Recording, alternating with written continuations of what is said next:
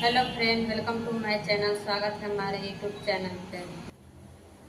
आज बनाएंगे जन्माष्टमी पर कन्हैया जी के लिए झटपट भोग धनिया की पंजीरी। तो यहाँ पे हमने इसके लिए लिए हैं हाफ कप मखाने, थोड़ा सा काजू। तो यहाँ पे हमने काजू को दो भाग में इस तरीके से कर दिए हैं। और इसके लिए धनिया है, यहाँ पे हमने थोड़ा सा धनिया लिए हैं। यहाँ पे बादाम है थोड़ा सा, इसके लिए हमने किशमिश लिए हैं। यहाँ पे हमने सूखा नारियल को इस तरीके से हमने बड़े बड़े पीस में काट लिए हैं, पतला पतला। और यहाँ पे थोड़ा सा इस तरीके से हमने नारियल को कद्दूकस कर लिए हैं। तो चलिए बनाते हैं। तो यहाँ पे हमने चूल्हे पे पैन को गर्म होने के लिए रख दिए हैं। तो पैन अच्छे से गर्म हो गया है। अब यहाँ पे हम 1 चम्मच घी डाल देते हैं। तो घी अच्छे से गर्म हो गया। यहीं पे हम जो साबुत वाला धनिया उसको हम यहीं पर डाल देते हैं। गैस को हम लो मीडियम एकदम रखे हैं। अब इसको हम चलाते हुए अच्छे से भून लेंगे 1 से 2 मिनट तक लो मीडियम पे।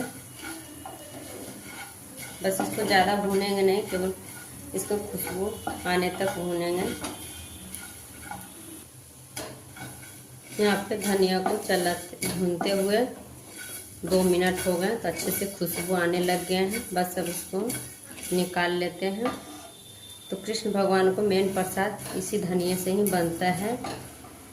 इसको हम एक प्लेट में निकाल लेते हैं। यहाँ पर हम इसको इस तरीके से निकाल लिए हैं।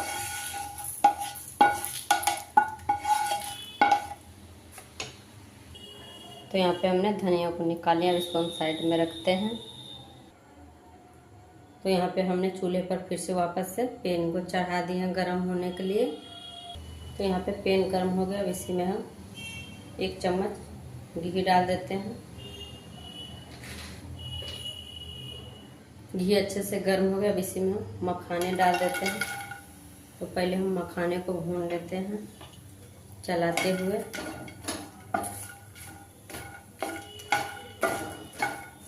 यहाँ पे मखाने को भी हम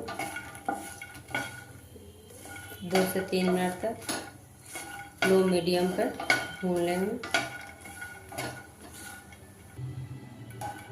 तो यहाँ पे मखाने को भूनते हुए 2 से 3 मिनट हो गए। तो मखाने अच्छे से भून गए, खुशबू भी आने लग गया है, कलर भी चेंज हो गया। अब इसको हम निकाल लेते हैं एक बर्तन में। यहाँ पे हम एक थाली में इसको निकाल लेते हैं। वापस से फिर पैन को चूल्हे पर चढ़ा लेते हैं। यहाँ पे हमने चूल्हे पर फिर से चढ़ा लिया। वापस से हम 1 चम्मच घी डाल देते हैं। तो यहाँ पे घी अच्छे से गर्म हो गया। अब इसी में हम बादाम डाल देते हैं।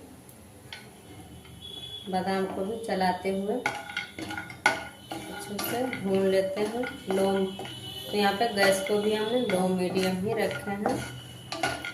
इसी तरीके से चलाते हुए भून लेते हैं।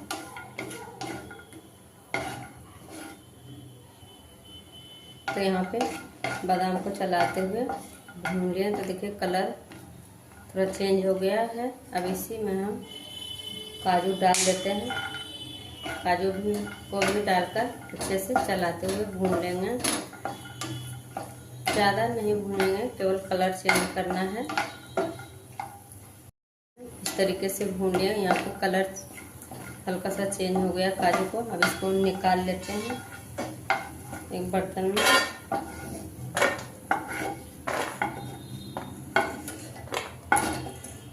तो यहाँ पे हमने निकाल लिया। अब इसको साइड में रखते हैं। अब इसी में जो किशमिश है इसको हम इसी में डाल देते हैं। डालकर अच्छे से चलाते हुए इसको भी 1 से 2 मिनट तक भून लेते हैं किशमिश को भी। तो यहाँ पे किशमिश भी अच्छी तरीके से भून गए। देखिए कितने अच्छे से फूल गए। अब इसको भी हम निकाल लेते हैं।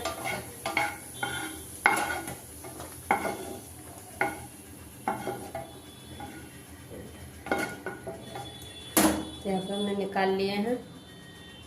अब यहीं पे हम जो है ये बड़े साइज का जो हमने नारियल काट कर रखे थे, सूखा नारियल। अब इसको भी हम इसमें भून लेते हैं चलाते हुए। तो यहाँ पे नारियल भी अच्छे से भून गया है। अब इसको भी हम निकाल लेते हैं। तो यहाँ पे हमने निकाल लिए हैं। अब इसी में हम सूखा नारियल रखे थे, उसको भी हम इसी में भून। तो यहाँ पे हमने पैन में घी नहीं डाले थे, पहले से बचा हुआ था। तो अब इसी को हम चलाते हुए इस तरीके से भून लेते हैं कलर चेंज होने तक। कद्दूकस किया हुआ नारियल को इस तरीके से भूनते हुए 2 मिनट हो गए। तो देखिए कितने जल्दी भून गया। अब इसको भी हम निकाल लेते हैं। तो इसे भी हम थाली में निकाल लेते हैं।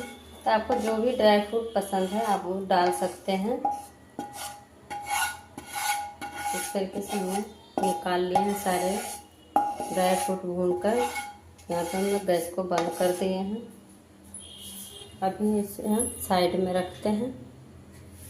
तो यहाँ पे धनिया अच्छे से ठंडे हो गए हैं। अब इसे हम मिक्सी के जार में डालकर इसे पीस लेते हैं।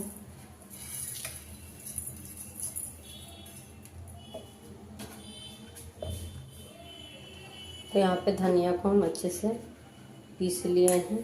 तो इस तरीके से हमने बारीक से पीस के तैयार कर लिए।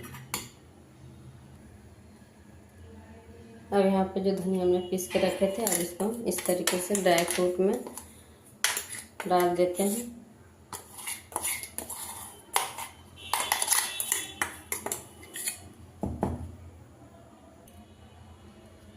तो यहाँ पे हमने पीसी हुई धनिया डाल दिए हैं। अब यहाँ पे हम 4 चम्मच भूरा डाल रहे हैं। अगर भूरा नहीं है तो आप मिश्री भी पीस के ले सकते हैं। अब यहीं पे हम 1/4 चम्मच इलायची पाउडर डाल रहे हैं टेस्ट के लिए। अब यहीं पे हम सारी चीज़ों को मिक्स कर देते हैं। अगर आपके पास सौंठ का पाउडर है तो आप सौंठ का पाउडर भी डाल सकते हैं। तो यहाँ पे हम सौंठ का पाउडर नहीं डाल रहे हैं। तो यहाँ पे हमने अच्छे से मिला लिए हैं तरीके से। अब इसे हम एक प्लेट में निकाल लेते हैं।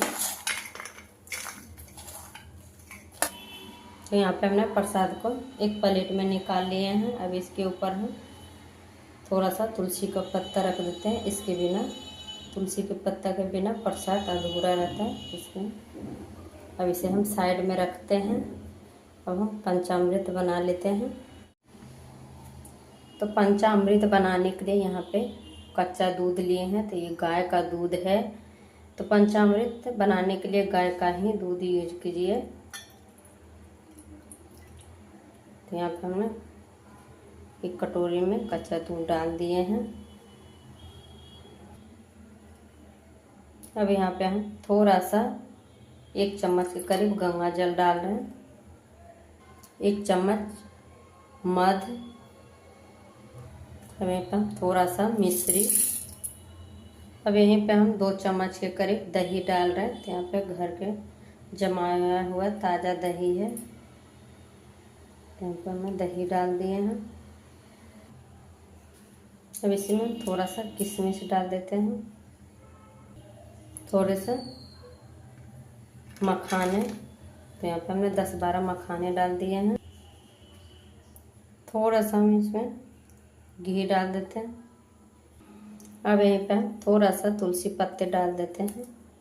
तो यहाँ पे तुलसी पत्ता डालना पर्सनल है। तरीके से हम तोड़ के डाल देते हैं। अब यहाँ पर सारी चीज़ों को अच्छे से मिला लेते हैं। तो यहाँ पे पंचामृत बनके तैयार हो गया है। अब इसे हम एक कटोरी में निकाल लेते हैं और प्रसाद को हम एक थाली में निकाल लेते हैं। तो यहाँ पे हमने पंचामृत रख लिए हैं। अब इसी में हम एक साइड प्रसाद रख देते हैं इस तरीके से। इसमें हम 2 केला और पंचामृत के ऊपर हम इस तरीके से तुलसी पत्ता डाल देते हैं।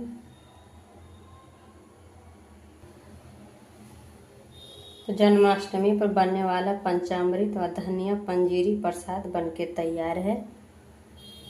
तो बहुत ही झटपट बनके तैयार हो जाता है। तो इस तरीके से इस बार जन्माष्टमी में बनाकर कृष्ण भगवान को प्रसाद चढ़ाइए। तो फ्रेंड, अगर हमारे वीडियो पसंद आए तो लाइक शेयर सब्सक्राइब ज़रूर कीजिएगा। Thank you.